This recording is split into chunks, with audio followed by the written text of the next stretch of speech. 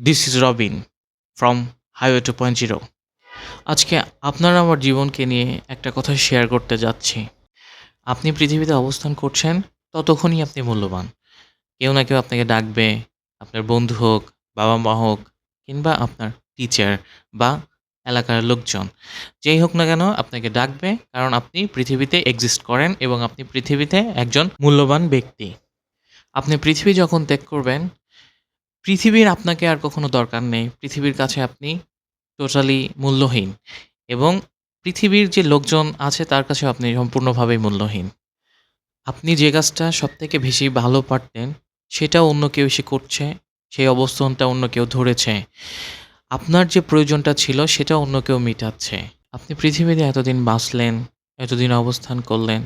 আপনি মারা যাওয়ার সাথে সাথেই আপনার অবস্থার পরিবর্তন, আপনাকে আর প্রয়োজন নেই। তাহলে আমার এখন প্রশ্ন হচ্ছে যে আপনার কি করা উচিত?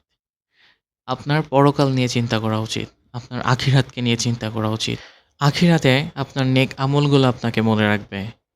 পৃথিবীতে ভালো কাজের, মন্দ কাজের গল্পগুলোও শোনাবে। দুদিনের পৃথিবীকে নিয়ে চিন্তা না করে আপনি চিরকাল যেখানে থাকবেন সেটা নিয়েই চিন্তা করা উচিত।